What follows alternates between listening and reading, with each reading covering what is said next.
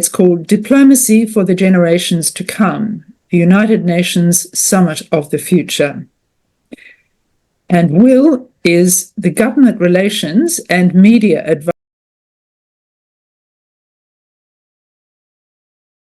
Advisor at the Australian Council for International Development. He's also got a few other feathers in his cap. He's an advisory council member at the Australian Institute of International Affairs, and he's a board member at Grassroots Cricket. I'm not quite sure about that, Will, but I suspect it's not your main activity. I am a cricket tragic. I see. Well, you've probably got some mates. Okay, so Will is going to discuss the Summit of the Future and the groundbreaking pact for the future that came out of it. He's also happy to cover some of the 79th UN General Assembly debate and talk about peace building and the role of the UN in resolving increasing humanitarian crises. So I think this is a brilliant opportunity for us to get a better handle on international affairs and how Australia fits into that and perhaps could fit in better, could have a stronger role. At the moment, we're all very much aware and appalled by the threat of increasing war. We're also aware of the laggardly action on climate change at an international level and at home, and the knowledge that many of the Sustainable Development Goals are not on track to meet their targets. So it's, I think, easy to be sceptical or pessimistic about the role of the UN. And I think we need, we are hoping that you will give us some inside information, Will, that will help dispel some of that and give us much more kind of courage and hope about the future. So at that point, I'll hand over to you and say thank you very much for making time in your very busy schedule to speak to us this evening. It's my pleasure, Jenny, and to Humanists Victoria and the wider Humanists movement. It's an absolute pleasure to be able to talk to you guys tonight. Before I begin, I'd also like to acknowledge the lands of where ACFID and I'm based, and where I currently call home, which is the lands of the Ngunnawal and Ngambri people here in Canberra. I wish to pay my respects to elders past, present and emerging, and also acknowledge that this land was stolen and that sovereignty was never ceded. I would also like to acknowledge the lands on where the Humanists Victoria is based, which is the Wurundjeri people of the Kulin Nation in Melbourne. A bit about me. I'm the Government Relations and Media Advisor here at ACFID. And just a bit about ACFID. We're the peak body for Australian development and humanitarian agencies conducting development and humanitarian work overseas. We're quite a large peak body. We have over 120 members, ranging from small non-government organisations that have one or two staff working in a distinct place within the country or on a specific issue, to the household names such as Save the Children Australia, Plan International Australia and World Vision Australia, those bigger NGOs. In addition, we also have specialised agencies working on key thematic areas such as gender equality, LGBTQIA plus rights, shelter, and then we also have many secular and many faith-based development and humanitarian agencies. We were founded in 1965 as the Australian Council for Overseas Aid. ACFID currently operates in more than 90 developing countries. The total revenue raised by ACFID's membership from all sources amounts to around $1.9 billion, and around 700 million of that is raised from over 1.14 million Australians through public fundraising initiatives. A lot of that funding goes to Africa, where needs are highest and the Sustainable Development Goals are most off track. And that is in contrast to Australia's development and humanitarian allocations, which, as you may know, are primarily focused on the Indo-Pacific region. Also, ACFID members must comply with the ACFID Code of Conduct. So not only we're a peak body, we're also a regulator, and we have a voluntary self-regulatory code of conduct of good practice, where we are a leader on that because ACFID also has many peak body counterparts, such as Bond in the UK or Interaction in the United States, who are similar. And we do lead on the code of conduct. And the purpose of that code of conduct is to improve international development and humanitarian outcomes, and also increase stakeholder trust by enhancing the transparency, accountability, and effectiveness of member organisations who are signatories to it. To be a member of ACFID, you do have to sign up to the code of conduct, and that also has many benefits. Our work on a day-to-day basis at ACFID is quite all-encompassing. We advocate to the Australian government to increase Australia's contributions to official development assistance, which is the catch-all for development and humanitarian funding that the Australian government provides, also other country donors, and also philanthropic organisations. We respond collectively to world issues alongside our members, and we also regulate a sector, like I mentioned. We lead, convene, and unite development actors, and we also engage in and interact with the United Nations cluster system, not necessarily through programmatic work, as we are a peak body and we mainly focus on policy and advocacy and standard setting, but we do coordinate with advocacy and contribute to policy consultations through ICFA, and also attend their many conferences. ICFA is the International Council of Voluntary Agencies. They are the global peak body for NGOs. They often have a seat at the UN, particularly at the UN Human Rights Council. They have a section and a little placard with ICFA on it, and they are our voice in Geneva and also New York. My other roles, I'm also a board member at Grassroots Cricket, a Zimbabwean Australian-based non-government organisation that provides coaching and other development services throughout Zimbabwe and Southern Africa. We do coaching clinics with many famous former Australian cricket players and also coaches, such as John Buchanan. I'm also an advisory council member at the Australian Institute of International Affairs, the ACT branch.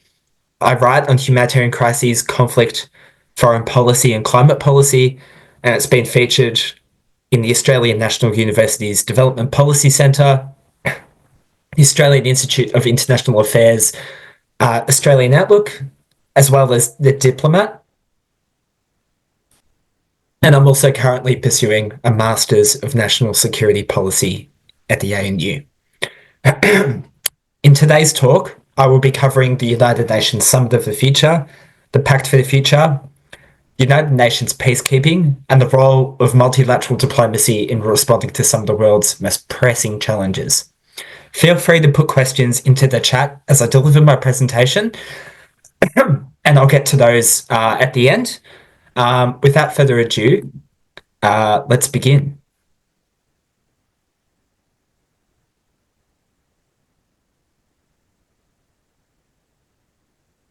The Summit of the Future. So the Summit of the Future occurred from the 22nd to the 23rd of September of this year. It was a high-level event designed to bring together UN member states in achieving key outcomes set out under the Sustainable Development Goals, which were established in 2015. These goals had a deadline to be achieved by 2030, which, believe it or not, is less than 6 years away.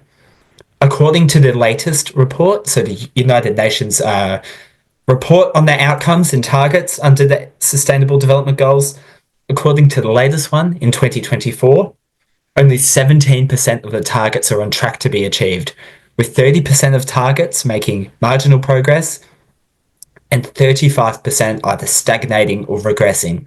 Before I get to some outcomes from this summit, let's go back in time to outline some context on how this summit actually came to fruition. So here is just a snapshot from the latest report. So less than 1/5 of targets are on track, and the United Nations has been sounding the alarm for a long time that the world is failing to deliver on the SDG promise. So why has this summit been pitched? Best to hear it from Antonio Guterres, the United Nations Secretary General himself. These are some remarks he delivered on the 18th of September, and he said that the Summit of the Future was born out of a cold, hard fact. International challenges are moving faster than our ability to solve them. We see out-of-control geopolitical division and runaway conflicts that are frankly not ending. Conflicts are becoming more protracted. Peace deals are less likely, and the impact for civilians is growing. We see conflict casualties and deaths amongst civilians increase, and they're at the highest since the Second World War. So we see this in Ukraine, in Gaza, Sudan, also Yemen, Myanmar. Climate change is still here. Emissions are going up, and the risks of climate change, particularly in the Pacific, with Tuvalu, for example, are growing. Runaway global inequality and a growing debt burden amongst developing countries is just accelerating, and basically institutions cannot keep up because institutions are often underfunded, and political action and political solutions are, to be honest, absent. So, our common agenda. What's this report about? Antonio Guterres grew quite frustrated after 2021 and 2022, where the COVID pandemic occurred, and he's growing increasingly frustrated at the inability of United Nations member states to come together to resolve these really pressing challenges. He expressed extreme concern at the inability to vaccinate the world in a timely fashion and in an efficient way, and in a fair and equitable way as well. You may remember vaccine hoarding amongst wealthy countries, and Africa, Asia, the Middle East had some of the worst outcomes in the COVID-19 pandemic, and they're also often the last to get vaccinated as well. So that was on his mind. And he produced this report in 2021 called Our Common Agenda. It provides over 90 recommendations for kickstarting the fundamental principles of multilateralism with the United Nations at its centre, as well as turbocharging the implementation of Agenda 2030. And Agenda 2030 is basically a report that outlines the Sustainable Development Goals and how the world can achieve them. While some recommendations in here are within the mandate and the power of the Secretary General to implement, most will require implementation from UN member states themselves. So basically, this report and making it into a reality has resulted in the Summit of the Future, and Antonio Guterres has been interested in his legacy as a Secretary General, as a popular Secretary General, about kickstarting multilateralism and giving it the shot in the arm that is needed, frankly, at the moment. Also important to note that Antonio Guterres is considered pretty popular in the UN amongst member states, and amongst diplomats in Geneva and New York. And just to go back to why the summit has been pitched, if you look at this quote here, you can see many challenges, and you can kind of think and see, okay, where are these roadblocks and where are these obstacles in enhancing global cooperation? Many point to one institution within the United Nations, and many analysts have read his remarks and believe he's alluding to one institution within the UN in particular, which is the United Nations Security Council. There has undoubtedly been deadlock on the Security Council for a significant amount of time. especially as fundamental geopolitical tensions between members of the Permanent Five, members of the Security Council grow. So the Permanent Five are France, the United States, China, Russia, and the United Kingdom. In particular, we've seen divisions grow over the conflict in Ukraine and also the conflict in Gaza, and divisions within the Permanent Five on calls for a ceasefire in Gaza, or also condemnations of the Russian Federation for its conduct in Ukraine. Even Secretary General Guterres has continued to express frustration with the UN's inability to resolve crises in Ukraine, Gaza, Ethiopia, the Tigray War, Sudan, and now unfortunately Lebanon. There is obviously more crises and challenges that do not get a mention. I could go on all day, unfortunately. Some link the inability of the United Nations to resolve crises to the decline in peacekeeping missions, so the blue helmets, and also the challenges in contexts such as Haiti, where a United Nations deployed force is currently seeking to assist the government of Haiti in restoring control of the island against gang members. Furthermore, with the escalation of the conflict in Lebanon, we are seeing an undermining of the United Nations peacekeeping movement and a decreased appetite to establish new ones to promote peace and security. If you look at Sudan, for example, historically in Darfur in 2007 and 2008, when there was a genocide going on, there were blue helmets, there was a joint UN and African Union mission there. Were they perfect in resolving the crisis? No, but they did undoubtedly save civilian lives, in my view. And then when we see similar, if not worse, atrocities in Sudan at the moment, there isn't a discussion, an active discussion amongst UN member states about imposing a peacekeeping force. And that just goes to a decreasing lack of appetite. This is even despite an independent UN fact-finding mission report recommending an impartial force, peace protection force for Sudan. That recommendation in the latest fact-finding mission report has kind of been ignored, in my view. And then also, if you turn on the news today, with the conflict in Lebanon, we are seeing attacks against the United Nations interim force in Lebanon, so the Blue Helmets, who monitor the Litani River in the south of Lebanon, and try to enforce United Nations Security Council Resolution 1701. That resolution came to being after the 2006 Lebanese civil war, and that was designed to keep Hezbollah out and demilitarized and keep the Israeli military out and to keep a buffer zone, essentially, a demilitarized zone. Now, have both parties obviously violated that Security Council resolution? Yes. And it's also being further undermined by the Israeli authorities for their attacks against United Nations peacekeeping positions. Several peacekeepers have been injured, and they constantly face threats to their safety, and they routinely get told to move on and move out. It's been debated at the United Nations a couple of days ago, the role of UNIFIL and its overall mandate. Its mandate sits with the United Nations Secretary General. Interestingly, there is strong global consensus that UNIFIL must not move. It must stay where it is and do its best to enforce UNSC 1701. So something to watch. Unfortunately, there's a growing decline in global norms for the protection of peacekeepers, in my view. Overall, in this current age, the role of the United Nations, at least according to the Vice President of the International Crisis Group, Richard Atwood, he said on the International Crisis Group podcast, Hold Your Fire, which I would recommend as a great listen to keep up to date with all things United Nations. He views the role of the UN, unfortunately, as being fundamentally reduced to condemning violence, getting in aid or looking after the displaced.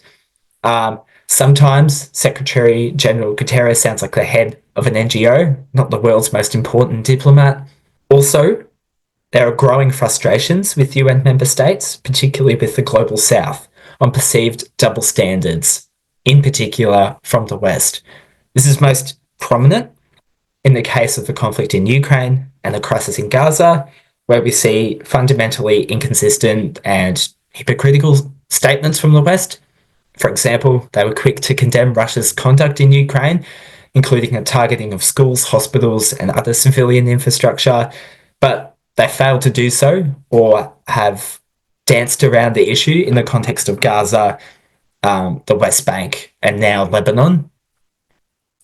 Also, furthermore, there are frustrations stemming from the global south about the unfair nature of the global financial architecture, especially when it comes to development finance, grants, and loans, particularly coming from multilateral development banks and also other financial institutions.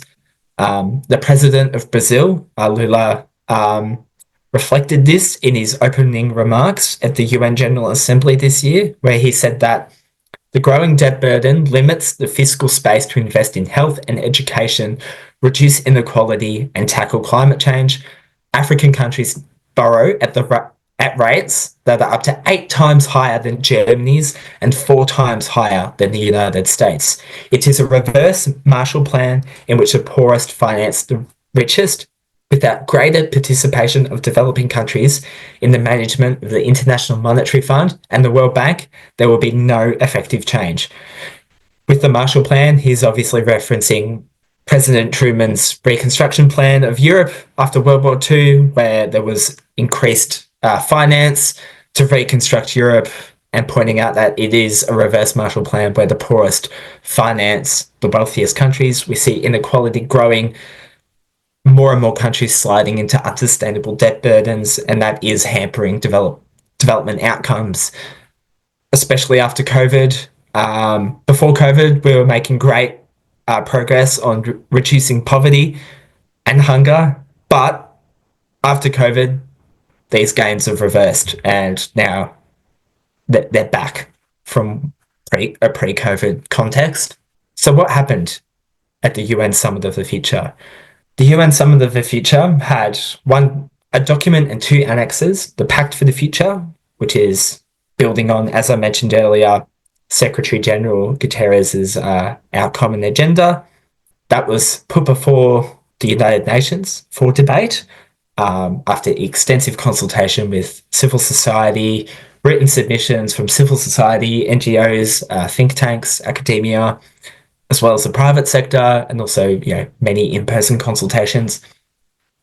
When it got to debate at the Summit of the Future, Russia sought to derail the pact during debate, but it appeared quite diplomatically isolated. It seemed that these documents held widespread consensus amongst the international community. By and large, they did, but Russia caused quite a stir and sought to derail this pact in its entirety. Russia objected to 25 actions or provisions, whatever you want to call them, in the draft pact, including asserting the primacy of national jurisdiction and rejecting language on universal access to sexual and reproductive health rights, as well as gender empowerment more broadly.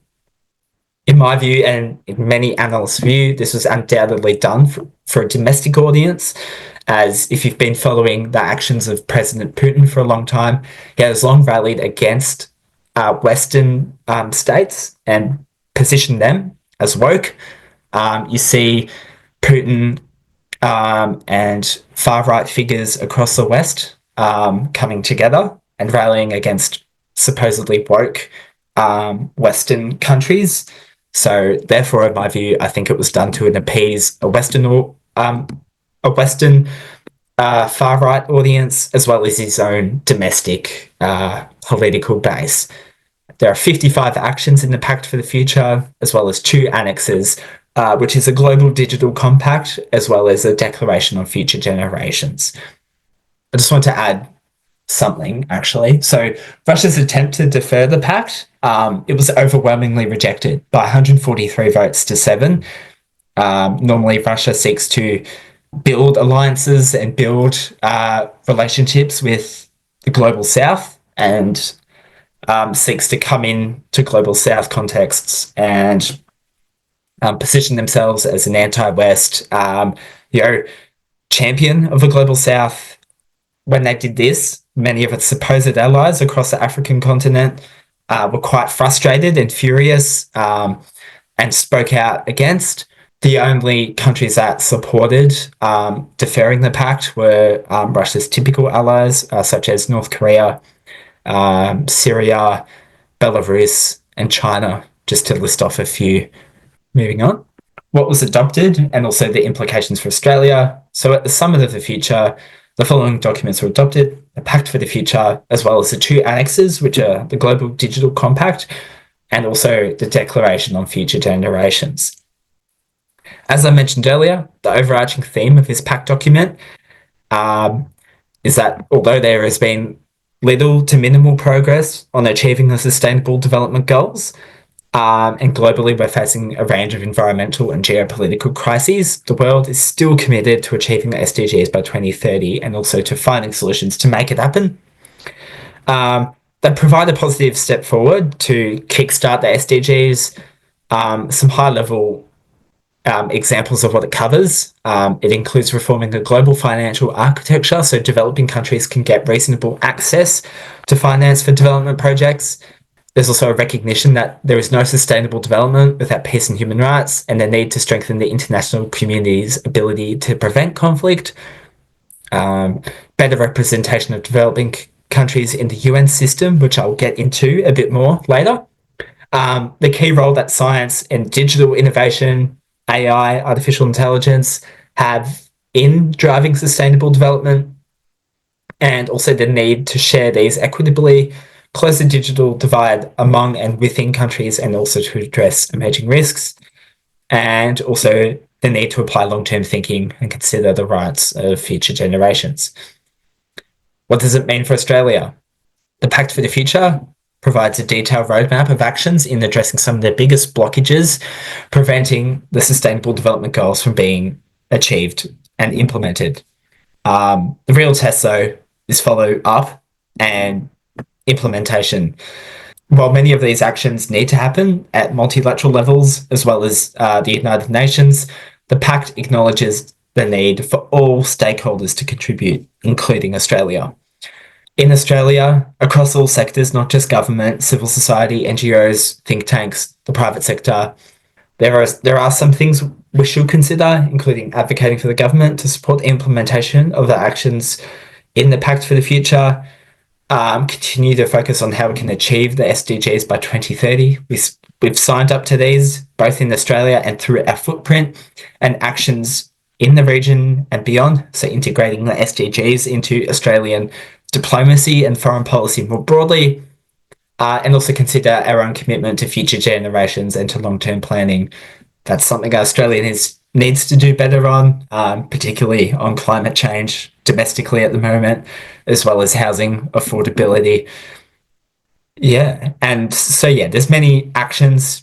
As I said, universities, NGOs, and civil society have a huge role, but most importantly, action is needed from the Australian government, not only as a member state of the United Nations, but also as an actor that's seeking to be an ambitious multilateral player who is looking to seek a United Nations Security Council seat in 2029, host a COP with the Pacific potentially in 2026, and also continue advocacy on the United Nations Peacebuilding Commission. Some highlights from the United Nations General Assembly: increased discussion on artificial intelligence and digital rights, further discussion on inequality, Gaza, the crisis in Gaza dominated, as well as Sudan, and also growing talk on Security Council reform, which I will get into a bit later. Will the Pact for the Future and the annexes be effective in influencing change? Most likely not. But these documents will provide ammunition to NGOs, to civil society, to think tanks, as well as academia, to advance these important conversations. What else is occurring at the United Nations? Just a bit of a forward glance. So there is a growing momentum for a United Nations treaty to address a Crimes Against Humanity Convention. Currently, there are 86 states supporting a negotiation process, including the United States and Australia. ongoing debates around UNIFIL, as I mentioned, challenges to the mandate from Israeli attacks on positions across the Litani River. There's also growing support for an ongoing Sudan probe at the United Nations Human Rights Council. Elections for the Human Rights Council have occurred, and there has been concerns from leading NGOs such as Human Rights Watch on the lack of competition with these elections. Many states run for these positions, often unopposed or with minimal opposition, and this has enabled really abusive governments to get elected to the Human Rights Council, such as Saudi Arabia, for example. There's a case that was brought before the ICJ with Australian leadership against the Taliban for the crime of gender apartheid, which I believe is the first instance of